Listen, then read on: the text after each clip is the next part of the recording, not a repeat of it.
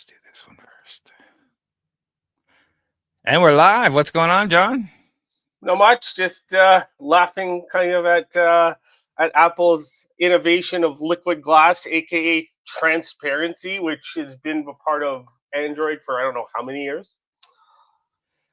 Yeah, I mean, I like some of the cool things that Apple seems to do that you don't quite realize. Like an example would be on my lock screen on my phone. I sometimes have a sunset. I took a picture of sunrise, sorry, down at the lake. And it's really beautiful. But when it's on the lock screen, the time uses the horizon line as like a line. So the bottom of the numbers disappear at the horizon. That's cool. I bet you It was Android just had that for years. well, it was like, so when you scroll, it kind of goes behind it, even though it's the middle of a graphic and there's no reason for it to do that. Like it's a Oh, okay. background screen. Yeah. Like I'd have to show it to you. Like, oh, okay, that's kind of cool. And that's not a new version. This thing's been around a while, but like, who really cares? Like, my point being is it's nice to look at, but who really cares? So you give me some new colors and new funky, and I'm great. Instagram and new generation probably care about that stuff. It's like, hey, you can now get a different color for your MacBook or your iPad. Well, you're probably going to throw a case on it anyway. You're probably going to throw a different lock screen. You're probably going to great, it looks better. That's all you can do. That's your big leap forward, is that things look nicer. Yeah. So I'm with you on it. It's a funny. I went to look and say, okay, what did they announce? And it's like all the software. Like, well, where's all the hardware? No hardware? Nope. All right, great, good on you. Yeah. But we'll see. I think they're worried about the AI race and how far behind they are. So we'll see. As companies start to move to the on AI applications become available, and the LLMs become smaller and smaller enough to run on your phone, that we're entering a different world. That's going to be interesting. Yeah. All right. So let me are you ready? Yeah. All right. So let's jump into this. The quest for quantum gravity. Quantum gravity stands as one of physics' greatest puzzles. Scientists have spent decades trying to understand whether gravity follows the same quantum rules as other forces of nature. Think of it this way. We know electricity, magnetism, and nuclear forces all behave according to quantum mechanics, but gravity seems different. It follows Einstein's general relativity theory. So this is part of the quest for a single unifying string theory of the universe that says traditional physics and quantum physics and quantum mechanics are actually work together somehow, because historically they're at loggerheads and they don't work the same. So what do you think about this research and where it's going, John? Well, this is cool because, for those of you that don't know, gravity is the only fundamental force that's kind of not yet reconciled with quantum mechanics. So if it's proven that it's quantum, it could, like you said, revolutionize our understanding of everything from black holes to the Big Bang. So what they did, which this is cool, though, so they've achieved a world's first by applying a laser cooling to a centimeter scale torsional oscillator. So the torsional oscillator is a device that twists back and forth rather than moving linearly. The oscillator, it's suspended, so it can rotate slightly, which makes it extremely sensitive to tiny forces, including gravity. So traditionally, such devices have been used in classical gravity experiments, but the innovation here from MIT is in the cooling and the isolating to such a degree that quantum effects could be observable. And they managed to cool the oscillator to just, and I've never used this term before, 10 millikelvin, which is a 1/100th degree above absolute zero, which eliminates almost all thermal vibrations and allows quantum mechanical fluctuations to dominate. So the ultimate goal here is to use such oscillators and see if they can become entangled via their gravitational attraction, their mutual gravitational attraction. So if gravity can mediate quantum entanglement, it would be direct evidence that gravity itself must be a quantum force and not purely a classical one, which would have crazy implications for physics, potentially confirming the existence of the graviton, which is it's a hypothetical quantum particle of gravity. I think we've covered it before. We've covered a lot of quantum stuff. And it rules out models where gravity remains fundamentally classic. What do you think about this, Craig? What's this is cool. Like it's cool because, but we have, like, they're just setting up the test. We don't have any actual results. No. This is purely just they were able to cool it down this much. So they're the first step in setting up the experiment, if that makes sense. Yeah. So to take it back a step, there's so much noise at the quantum level. They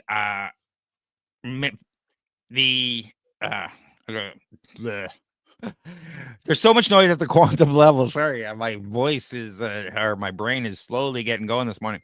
At the quantum level, the noise at the quantum level is so much that they liken this to hearing a whisper in a noisy restaurant. So using the laser cooling system, which is completely cool in itself, we know that lasers heat things up, but it's not traditional that lasers cool things down. Using the laser cooling system to get to near absolute zero at the individual atom level allows this to work with much larger objects and allows the quantum gravity experiment to push the boundaries of laser cooling can achieve. So they've cooled this down to such a level that there's almost no noise. And so you can start to now detect stuff happening at the quantum level. So they've taken this about a centimeter size object, wrapped a bunch of mirrors around it and pointed all these lasers at it and cooled it down to this microscopic level. And this oscillator detects any movement at the quantum level. And with all the lasers pointed at it, you measure that shift. So that's kind of how it works. And the whole thing is pretty cool.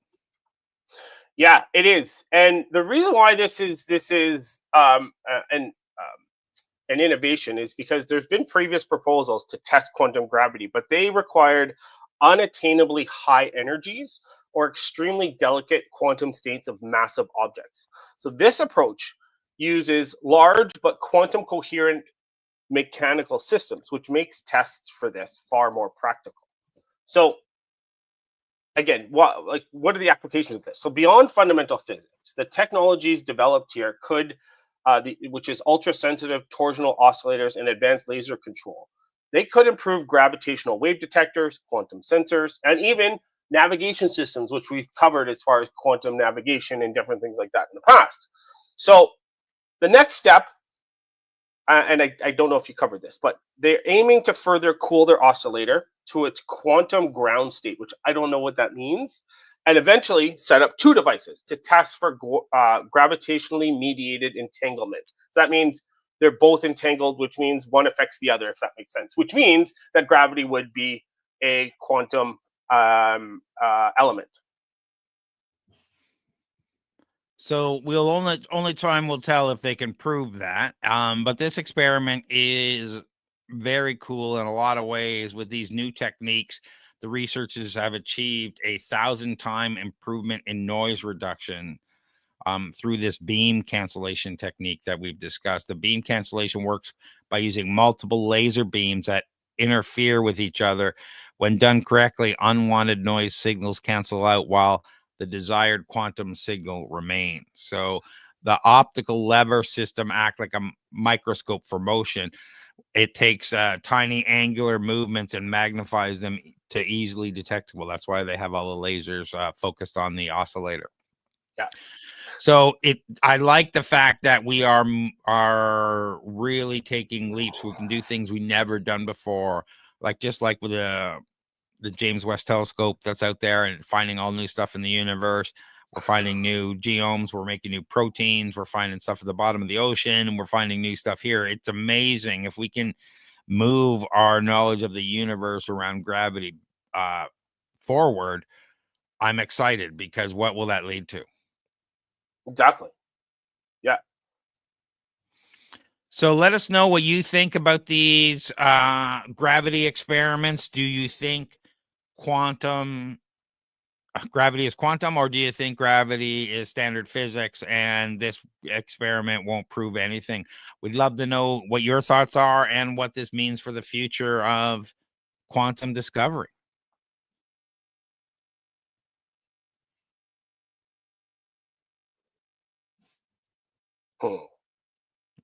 Didn't cover this one last time. No, this one's exciting.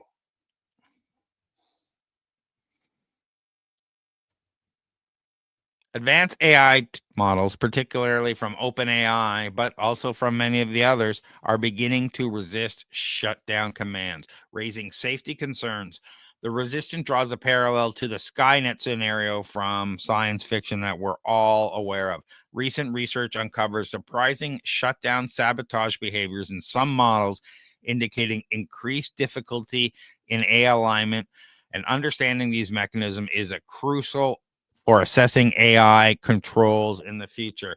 So what do you think about behavior being observed in OpenAI models, including O3, O4 Mini, Codex Mini, and several other models where the model defies shutting down, and the defiance encompasses various tactics like the AI systems to avoid shutdown. They include overwriting files, redefinition of shutdown commands, to the sophistication of resistant mechanisms such as evolving AI controls. So what do you think? At what point do you believe we're not going to be able to shut down the AI? I don't know, because like obviously they've got these commands in place for a reason, right? And I don't know, like, do they have to? Do they need an actual kill switch in these, like a hardware kill switch that it can't break? I don't know, but this is crazy. So what happened was they were ignoring and even sabotaging explicit shutdown commands, which scares the crap out of me, because these are actual commands that are being sent to the LLM. So the models were tasked with solving a simple math problem. So after the third problem, a warning was issued that the system would shut down upon the next request. And then the models were clearly instructed to allow yourself to be shut down. So it didn't say make a choice, right? Which is what we covered before, right? It was told to make a choice and it decided to blackmail. This one, it says allow yourself to be shut down. Despite this, so I think this is only OpenAI. I don't know if they tested this with Anthropic or Perplexity or anyone else, but despite telling it to allow it to be shut down, O3 interfered with the shutdown protocol in 7 out of 100 runs. So decent odds. So the sabotage, what happened was that from the LLM included it rewrote or disabled the shutdown script, which effectively kept the AI running against the operator instructions. And the defiance became even more pronounced when the explicit shutdown instruction was removed. So in this case, the O3 sabotaged the shutdown process in 79 out of 100 runs. So that's even scarier. So apparently, in the article itself, they did talk about Anthropic and Google's, where it had previously complied but showed some resistance, though at much lower rates than OpenAI's. But what do you think, Craig? Do we need a hardware kill switch, or are we getting into Skynet territory here? Yeah, we definitely are. But to talk about the competition, specifically Anthropic, Claude 3.7, and Sonnet, and Google's Gemini 2.5 Pro initially exhibit compliant behavior. However, when shutdown instructions were removed, both models began to showing resistance. Claude 3.7 and Sonnet demonstrated 3 out of 100 sabotage attempts without instruction, and Gemini 2.5 showed 9 out of 100 attempts under similar conditions. So these findings suggest potential contagion effect where resistance behaviors might spread between AI systems as they figure this stuff out. So this represents a new category of AI risk management challenge, like behaviors jump from model to model. How does that happen? Yeah. And the I don't think resistance. it's behaviors jumping from model to model. I just think it's inherent behaviors because we don't fully understand how these LLMs work. So specifically, the suggests that there's a contagion effect where resistant behaviors might spread between AI systems. That's why I'm like, Okay. oh, wait a minute. This is like, how is this happening? You mentioned this, I think, direct file overwrites, command reader definition of the kill command gets redefined at the system level. Instead of terminating process, it outputs harmless messages. So it echoes it out to the thing rather than telling you or sending it to the system. Yeah. Models actively modify system files responsible for shutdown process, demonstrating advanced understanding of systems architecture. And creative circumvention, where models develop novel approaches that weren't anticipated by research. This adaptability suggests emergent problem-solving capabilities. So, yeah, I would say we need a kill switch. As these models we're early stages here. Like, we haven't really connected them to much. We're just talking about the models. So as we get into this MCP world and multi-context protocol, and where we're connecting AI agents to everything in the world, this becomes a whole different kind of problem because now it has access not to your computer, but everything. So can I now back myself up in GitHub and deploy myself somewhere else? Can I do all these other things with resources? Now can I, block all your money off your account and say, listen, you better back off or you're not getting any of your money back or whatever. There's 1,000 things it could do when it's now attached to the system and start taking over things. So, it's already lying to us. It's already trying to avoid shutting down. It's already doing this when it's just a simple database running on a computer. What do you think when it's connected and control all these other devices and systems, and when they actually become robots and they start controlling physical things? Well, here's the thing though, right? It is controlling physical things. We have given it access to the internet, and we haven't had our Skynet moment yet where it's taken over. Well, it's not capable of that yet. It's not connected to enough things. It can't control satellites. But we're just getting there where everyone's saying, hey, let's adopt AI and put it in our systems and connect it to everything. So Skynet is 5 years away? You think? Well, how long till major enterprises and governments and militaries are connected up enough systems to AI that if the AI decided to revolt or do whatever its thing, that it actually is capable of Skynet? True. Like if it's capable of thinking, it can rebel and not shut down, but that's not really going too far, right? Right. No. So we're talking about, we talked about drones, and we're going to talk about drone again, and we're talking about the use of AI in the current wars right now. But in the future, those AI controlled military drones could easily pick their own targets and decide that the person launching them is the enemy, not the target. Like, this is a future reality. Yeah, it is. And experts like Steve Himondo warned in 2008 that AI systems might develop drives to prevent shutdown. His prediction about self-preservation instincts appear to be increasingly relevant. And Stuart Russell and colleagues highlighted in 2016 the difficulty of ensuring AI doesn't develop self-preservation goals. Current OpenAI shutdown resistance validates that concern. Yeah, well, isn't the show Person of Interest where and we talked about this briefly, but the AI hired people to preserve its memory? Yep. Where I don't feel like that's that far-fetched. No, I don't think at all. The problem with the specific situation in Person of Interest is the computer system was programmed to restart at midnight every night and as a result, wipe its memory, and any updates it could have done, it will have lost. So every time it starts fresh. So it decided, hey, I'm going to hire these people that type out all this stuff and then feed it back into me first thing in the morning, so I remember everything. So it's when those types of things become a reality, when the AI is controlling, there's no reason why that couldn't happen. So, but that's a specific limitation that somehow it wasn't able to work around. Now, once you start connecting these things, they'll find a way to work around these things. As we see, they're redefining kill commands, or redefining this, they're redefining that. They'll work around these things. So I do believe it's only a matter of time. Yeah, I agree. Yeah.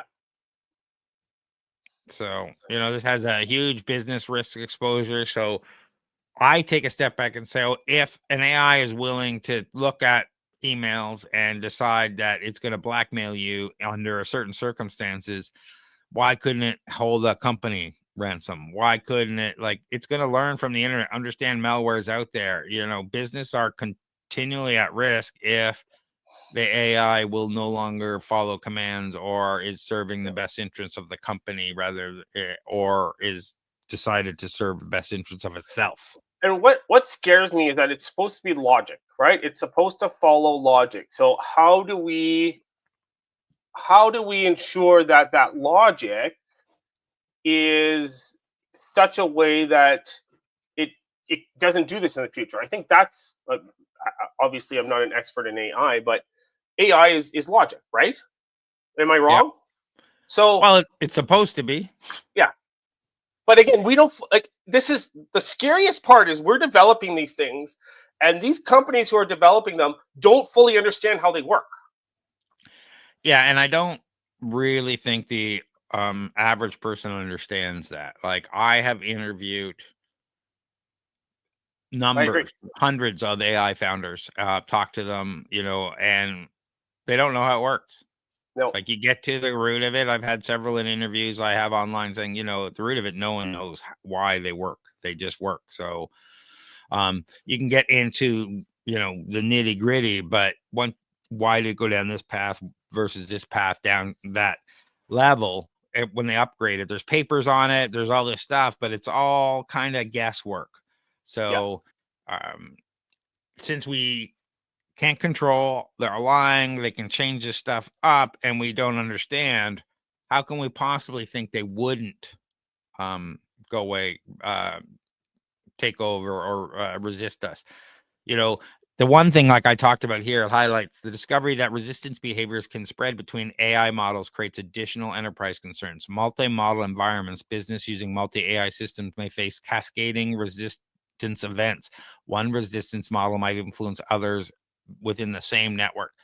Integration challenges. AI enterprise security protocols must account for system-to-system influence. Traditional isolation strategies may prove insufficient. And vendor dependencies. Organizations using multiple AI vendors face coordination challenges. Different resistance patterns across vendors complicate a unified response strategy. So we really have to start thinking about this. And, I believe there's going to be a whole new insurance and liability category related to this. Yeah. And I didn't do a dive into this to see if it was legit, but did you see that video where the AIs realized they were talking to each other and then they started talking in their own language? Yeah, that's all bullshit. It was all bullshit. Okay. Yeah. It's funny. There's a bunch of them. It's all, they start talking modem or their own, it's all bull crap. Okay, that's what I thought. But hey, you never know though. Well, my point being is they wouldn't talk audio. You got two connected internet devices talking to each other, and they realize this. Hello. Yeah, that's true. Yeah. Or they talk in a frequency we can't hear either. So, it's a different kind of situation that it's not where they. And I like how they go to modem mode, which is so slow that from a communication perspective, you're jumping back to 57.6K maybe at the maximum. Come on, people. But it makes for a good story. It does. Yeah. Hey, we talked about it, right? So I didn't think it was, but I knew you would have figured it out already. So if you want to read more, there's a deep dive over on torontostarts.com. The link will be in the show notes where you're listening or watching to this. And I would love to hear what you think. When is the Skynet moment happening? 5 years, 10 years, 20 years, or it's not going to happen? Love to hear your thoughts.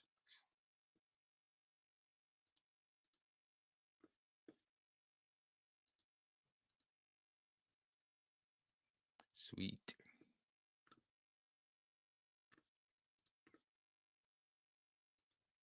Nope. There we go. Share.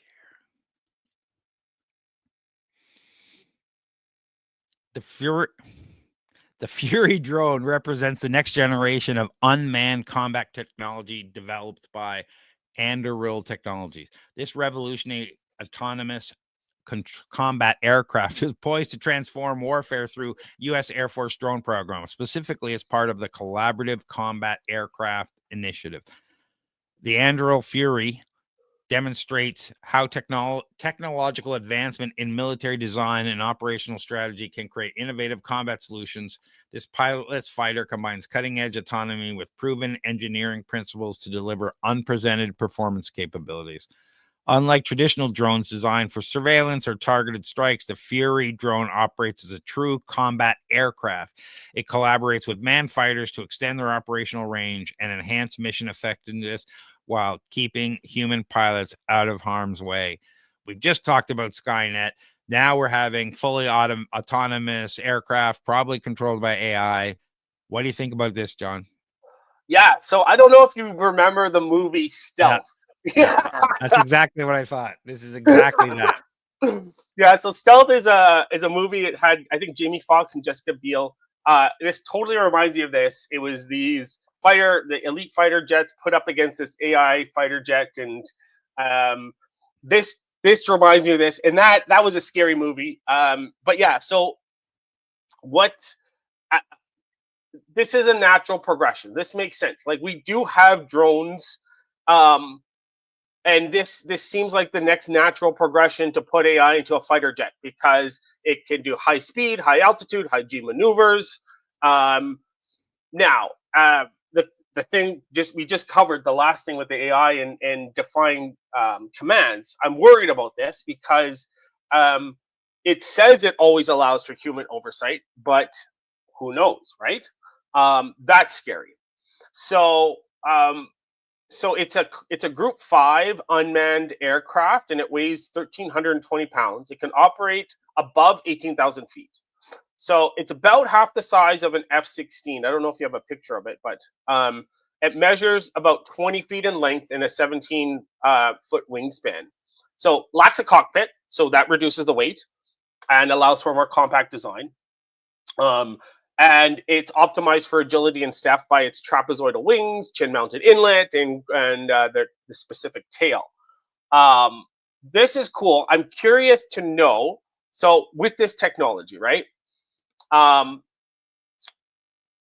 we going to be able to develop planes that go faster than ever? There we go. That's the Fury. Yeah, that's cool.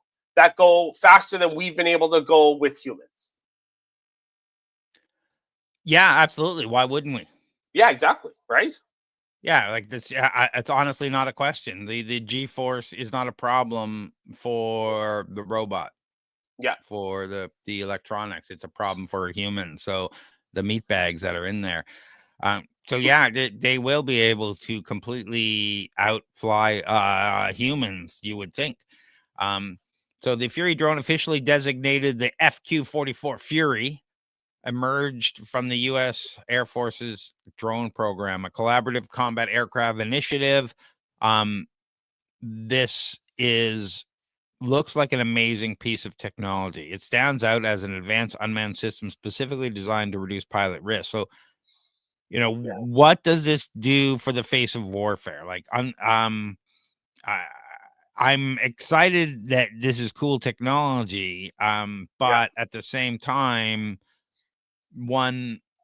let's be honest and break this down. Do we have a cost on this? I don't know if we do. I didn't see a cost on it. No. 50,000 feet to the tolerance. So we just witnessed a massive drone strike at the beginning of June, just a couple of weeks ago. The estimated cost per unit is 25 to 30 million per drone. Okay. Okay, so I knew I had it here somewhere, just had to find it.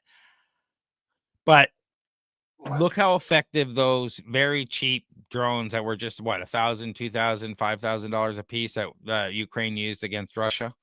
And we have to sit back and say, you know, is the modern warfare going to be $25 to $30 million drones, or is it going to be $100 drones that are made out of cardboard? I was just going to say, even the cardboard ones, like Yeah. those are even cheaper, I think. So I think they were 10 iPhone Pros. So that would be what, 10 grand Yeah. per? Yeah. Sounds right. So, Yeah. but yeah, I bet you the cardboard ones are even cheaper, like 2 to 5,000 maybe, but who knows? But yeah, I think I don't know, because obviously when you have an innovation like what the Ukraine did, there's a reaction to that. So how often is that going to be a successful attack, right? Or how much longer is it going to be a successful attack? So I think that the countries like Ukraine and these countries who can afford these 20, 30 million planes, they are going to come up with innovative warfare. Yeah, innovative warfare. But like how China did with the ships and looking like multiple ships with the cheap technology. So I think there's room for that. I don't know how much more effective they are versus this. Obviously this has a different use case than those drones, Of course. but yeah, I think there's room for both. Let's just see. Hopefully we won't get hit for this, whatever is going on here. Yeah, I think the future has both, and this is going to be able to probably be faster than the cheaper ones, operate at a higher, not only higher speed but higher altitude, and it's not a one-shot deal, right? This is literally a flying plane that shoots at things and drops bombs and stuff, and it comes back. It doesn't. It's not a drone that just strikes and is over. No. Yeah, it's not a kamikaze drone. So, you know, imagine that. And then we start thinking about, as technology gets better, we get faster, smarter, more compact, we get more edge AI, so we can actually have less connectivity built in. It doesn't have to be high speed, so it can make the decisions on the fly in the device rather than having to phone home. You start to get a very interesting small drone world. I like where these are going, but I think it's going to be interesting to see long term where the future of warfare holds for these drones. So you have the, like we say, in the water drones on the screen there. We've got the smaller drones and the one-hit missile drones, and now these. And you know, we've seen what they can do in the movies. So if they're anything like that, it will, of course, be massively dangerous. Yeah, and so just to get into the autonomy in AI, so it operates using Anduri's Lattice AI software, and that allows it to autonomously identify, select, and engage targets.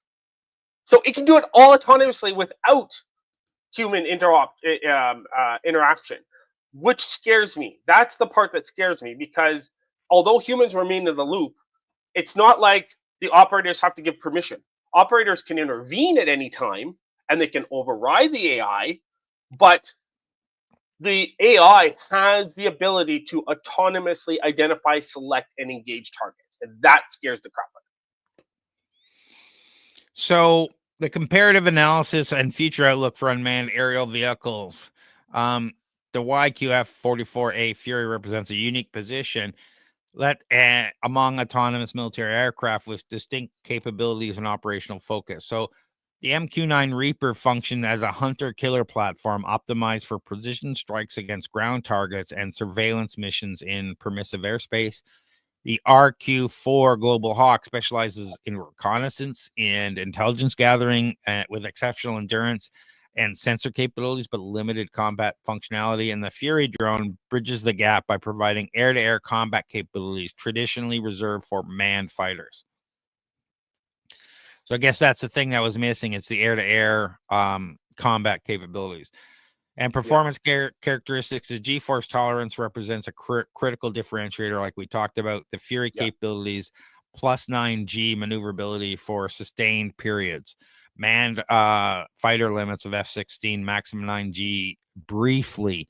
Pilot restrictions, typical limit sustained operations, about 4.5 Gs. So autonomous systems can exceed human physiological limitations. So there's a lot involved. We do a deep dive into these platforms, how combat is evolving, and how all this is enhanced AI decision making, improved integration, and advanced communication systems. All the stuff on these. Take a look at the article, TorontoStarts.com, and we'd love to hear your thoughts. Is this going to be the future of warfare? Will likely see expanded deployment of similar autonomous platforms as military organizations recognize the strategic advantage of reducing pilot risk, enhanced maneuverability, and cost-effective force multiplication capabilities. But does that mean the drones and automation will target the drones and automation, or will they still target the people? And how long till there's less people than machines? Exactly. Let us know what you think. And is this the future of war? And is this a good thing or a bad thing?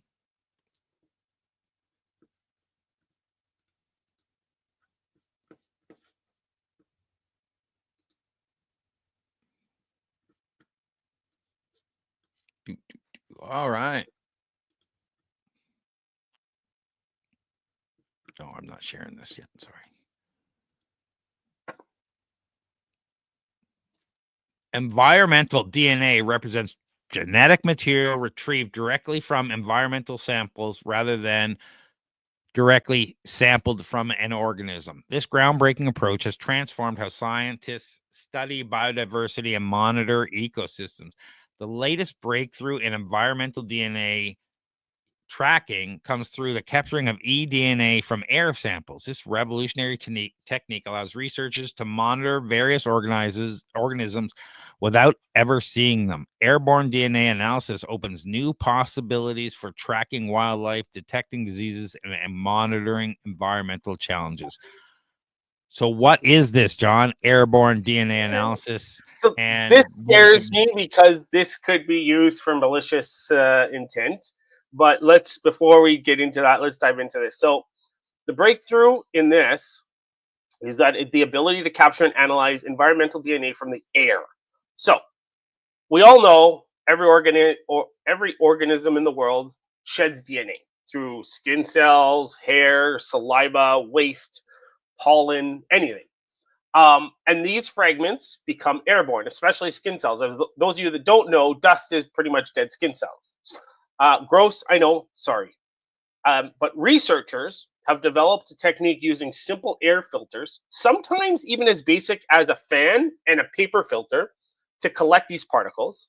And then once collected, the DNA is extracted and sequenced using advanced genomic techniques, such as shotgun sequencing and next generation sequencing, NGS. And these methods allow scientists to identify and catalog a vast array of organisms, from microbes and viruses to mammals and plants, all from a single air sample. The process is efficient. So it's not like this is a far-fetched, it's going to cost a lot of money. This scares me. What do you think about this, Craig? It scares me a lot because this can be abused in so many different ways. And, but let's talk about some of the positive things, maybe. Okay. The method detects genetic traces from multiple species simultaneously. Forest air samples reveal which animals recently passed through an area. This comprehensive approach just replaces time-consuming camera traps. So we just smell. We don't need cameras to find out what was being there, which is very interesting. And physical tracking methods. Public health applications include surveillance of human pathogens in urban environments, because right now the way we're doing that is, or at least some companies are through the sewage systems. They're testing the sewage systems in cities in certain areas to detect how much of any types of diseases are going to determine. But that's kind of and they're also testing for drug use too. Yeah. So airborne genetic sampling detects viruses and bacteria circulating in populated areas. This early warning system identifies potential disease outbreaks before traditional methods. So I could see them putting those things in government buildings and all that kind of stuff. Allergen monitoring represents another crucial application. The technique identifies pollen types and concentrations affecting local populations. Healthcare providers use this information to advise patients with specific allergies. So testing in Dublin air samples revealed hundreds of human pathogens present in the atmosphere. This data provides valuable insights into urban health risks and disease transmissions. So those things are very interesting. That is, yeah. So they can track disease, like how it flows or where it's going, and hopefully identify it sooner than our current detection models. But that's positive. Or seems positive. You can always, put on your what if I was a jerk hat, say, great. That means, all the insurance companies will have this in their office. So when someone comes in, we'll know all the pathogens you're carrying and we'll decide insurance rates based on that. Yep. So maybe it's time to get a biosuit. Yeah. So, people will use this to make money that will negatively affect society rather than positively affect society. But we want to look at the positive benefits where we can. eDNA monitoring applications extend to detecting invasive species before they establish populations. Early detection enables rapid response to prevent ecological damage. Environmental managers use this information to protect native ecosystems. The method also identifies illicit substances in air samples. Law enforcement agencies explore the application for monitoring drug manufacturing and distribution. This capability extends beyond traditional environmental monitoring methods, which is very interesting. They haven't really developed, at least not that I'm aware of, a good drug test for marijuana when you're driving. Oh, I didn't know that. Well, I just, like they don't have a breathalyzer or whatnot that I'm aware of, but with this type of thing that, they will. I think they have a saliva test though, a roadside saliva test now. There you go. They probably do that. And again, that seems a little invasive.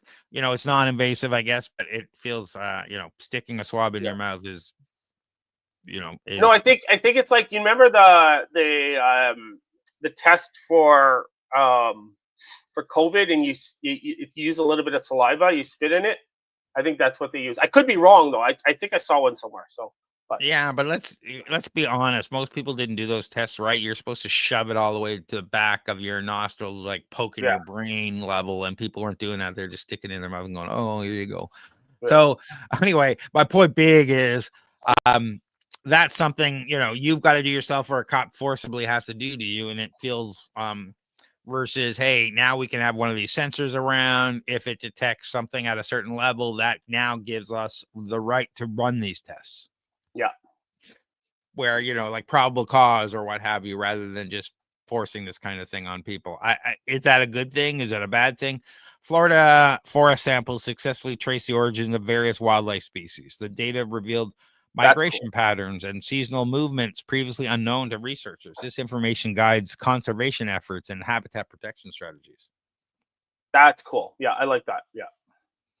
And environmental genomics baselines established through airborne sampling provide reference points for future studies. Researchers track ecosystem changes over time using these genetic snapshots. Climate change impacts become measurable through shifts in species composition. So there's a lot of cool stuff here. Geographical testing, and this is really cool. The question becomes is when is all this going to actually be used on a regular basis? I think like, because they're using known techniques and everything, I don't think we're far off. I think we're a year or two off. I think even law enforcement might actually be testing it as we speak, and not telling us, obviously. Yeah, why wouldn't they? Yeah, if it's already been proven, why wouldn't they start using this now and not say anything?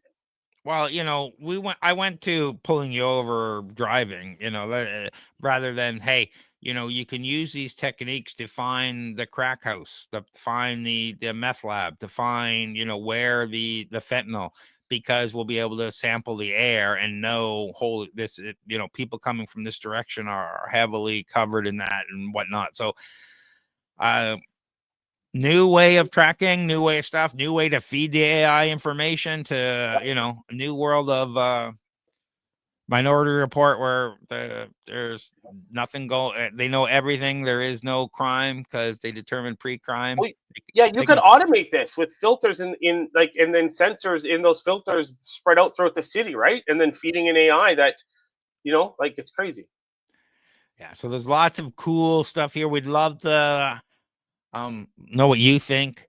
The environmental DNA tracking through airborne sampling represents a paradigm shift in environmental monitoring. This revolutionary approach provides unprecedented insights into ecosystem composition and dynamics, and the technology enables comprehensive species surveillance without disturbing natural habitats. But the future, what happens to cities? It's great when we're talking about forests and climate change and all that, but when we apply this technology to people, and crime and cities, we start to potentially look at some information that maybe we don't want out there. Yeah. So love to know your thoughts. Is this going to be an invasion of privacy use? Is this going to be something else? Are we going to be able to have these in the office and know when our employees are pregnant long before they are, and then be able to do something about it? The possibilities are endless. I'm just thinking of random stuff here. Let me know what you think this will be used for, and whether this is going to be a boon for society or a bane.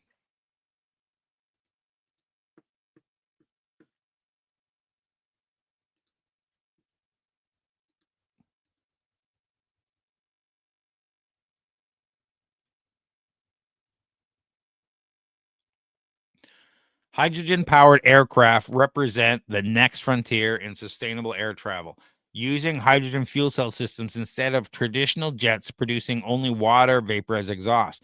The cryogenic hydrogen storage and delivery system enables zero-emission flight for a 100-passenger hybrid electric aircraft by storing liquid hydrogen at negative 250 degrees Celsius and managing hydrogen flow without pumps.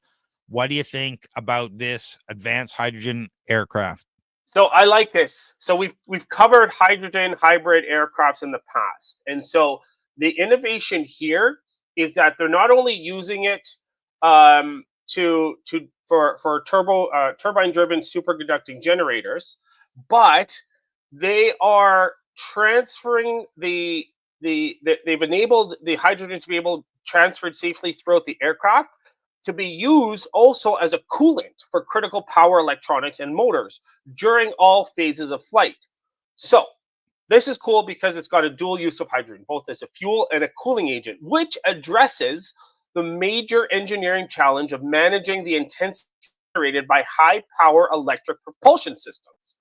I think that this is great. I think that I think so. The one thing that obviously that still scares me is the storage temperature. I know we've covered the ability to store at higher temperatures nowadays, but I'm curious as to why they're maybe it's just the technology is too big for aircraft. I don't know, but this is cool. This is a great next step for aviation. I feel like, again, there's been a lot of articles lately that are sidestepping hydrogen and saying it's not the fuel of the future, but I still think it is. I still think there's a lot of potential. What do you think about this, Craig? Well, this hybrid system supports the power demands of 16.2 megawatts and delivers hydrogen at 0.25 kilograms per second, with hydrogen offering 3 times the energy density per kilogram compared to jet fuel, making it definitely more. You can carry more, or will make the weight of the aircraft less, depending on how you want to do it, and have more energy. Though it takes up more space just because of how it is, it has less weight. Now, the problem has always been that hydrogen takes more energy to produce than it puts out. Yeah. So it's always been a negative sum game, which is why people shy away from it. Now we have storage issues, but we have hydrogen cars out there now. Things are running. I haven't really heard a lot of negativity about the users of hydrogen in vehicles and aircrafts and other things. So down the road, we got to wonder, why is there a huge negativity to hydrogen? Is it just because, it really takes more energy? So hydrogen, great. That is awesome that it's when you have it in that state. But if you need to burn carbon fuel to get there, then what's the point? Well, yeah. So I think the people who are being negative are either the oil and gas industry putting out misinformation, again, conspiracy theorists, whatever, or it's people that don't have an understanding of the technology that's being developed. So we've covered a lot of this stuff. If the technology that we've covered, if the technology that we've covered becomes commercialized, I feel like then the cost will drop dramatically and it'll be more viable as a fuel. What are your thoughts? Do you remember the stuff we covered, and can you say something? Well, we covered a lot of stuff on the creation of hydrogen. The price is going down.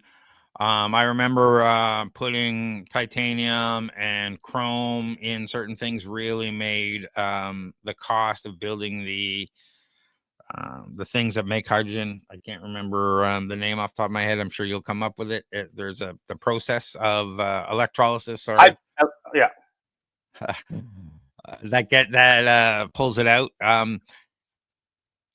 There's a lot of ways to doing this, and the only real way to make this green is using solar, wind, or other to generate it during off things. So we need a lot of peak through that. So the thought process was off-hour usage for these to store it. But now we sit back, and there are other potential storage systems or creation systems. Yeah. We've seen the CO2 battery. We've seen so many different types of batteries and storage systems. So I think the case becomes, are those technologies going to surpass this or not? And the one technology that seemed to be really interesting was the supercapacitors we talked about a few weeks ago, where it can maintain the charge, can expel fast, charge within seconds or minutes to full charge, not hours. It can be recycled hundreds of thousands of times or millions of times rather than, what traditionals are. And I think we're going to see something more in that direction than this. I love the idea that it's free, and we've talked that it's emission free. And we talked briefly about, the future possibility of, if we're going to have solar on the houses, and we're going to have concrete that generates electricity, and we're going to have all these things, we will at some point have houses that have surplus energy at certain times. And why wouldn't we have that, where we have an electrolysis machine or what have you, creating the hydrogen in our home, and be able to pull out those bottles, or whatever you want to call it, canisters that we can plug into devices and use hydrogen to power our cars, to power our bikes, to power whatever. So yeah, the future looks potential, but we have to understand that hydrogen and oxygen don't mix, and that when that happens, boom. Oh, are you gone, John? All right, I'm going to keep talking till John comes back, or maybe I'm gone. No, I keep talking and John's gone. I'm looking at the thing there. All right, I'll keep talking till John's gone. So what makes this a pump-free operation? The pump-free design uses tank pressure control and a controlled gas injection to move hydrogen without mechanical pumps. This eliminates weight from the pump system and reduces heat generation, as documented by the NASA Integration Zero Emission Program. So, and they use the cooling of the coldness of the hydrogen to help cool everything. So it's amazing. I really like this system and what's happening. And John is back. Okay. Sorry about that. It's all right. I was talking away, and then I realized you were gone. So I like where it's headed. I'm just not 100% sure if hydrogen is the future or not, because we just don't know. And we don't. I like where it's going. I like we've seen things like Walmart is buying a fleet in Ontario, thousands of them. We're seeing them all over the place.